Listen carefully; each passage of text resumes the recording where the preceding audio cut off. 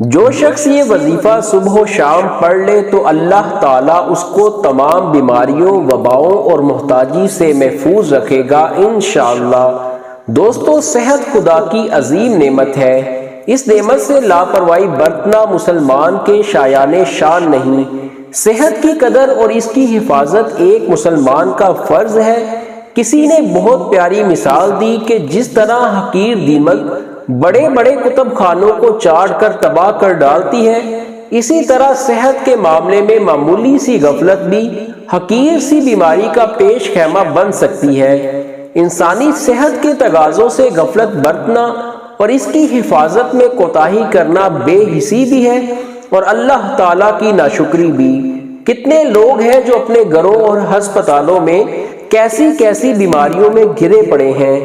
لہٰذا آج ہم آپ کے لیے ایک ایسا ہی وظیفہ لے کر آئے ہیں جس کی مدد سے اللہ رب العزت مریضوں کو دائمی صحت عطا فرمائیں گے، لا علاج بیماریاں ختم فرما دیں گے اور گھر سے غریبی اور تنگ دستی ہمیشہ کے لیے ختم ہو جائے گی۔ اگر آپ بھی ہر کسی کی نظروں میں عزت پانا چاہتے ہیں اور تنگ دستی کو دور کرنا چاہتے ہیں تو یہ وظیفہ آپ کے لیے بہت ہی مجرب ہے۔ آپ بھی اس عمل کو اللہ کی ذات پر پختہ اور کامل یقین رکھتے ہوئے کر لیں۔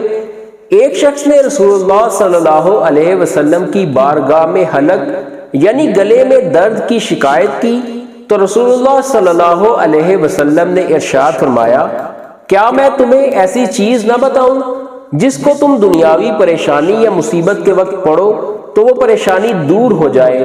عرض کی گئی، جی ہاں یا رسول اللہ، ضرور بتائیے۔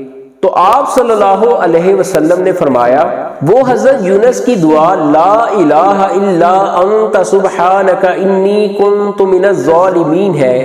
ایک اور حدیث میں ہے کہ یہ آیا کریمہ لا الہ الا انت سبحانک انی کنت من الظالمین اسم عظیم ہے اور اس کے ساتھ جو بھی دعا کی جاتی ہے وہ قبول ہوتی ہے۔ دوستو، آپ بھی اس وظیفے کو پڑھنا معمول بنا لیں۔ انشاءاللہ اللہ پاک کے فضل سے اور اس وظیفے کی برکت سے آپ کی ہر پریشانی، دکھ، درد اور تکلیفیں دور ہو جائیں گی۔ دوستو، ویڈیو پسند آئے تو لائک کر دیجیے گا۔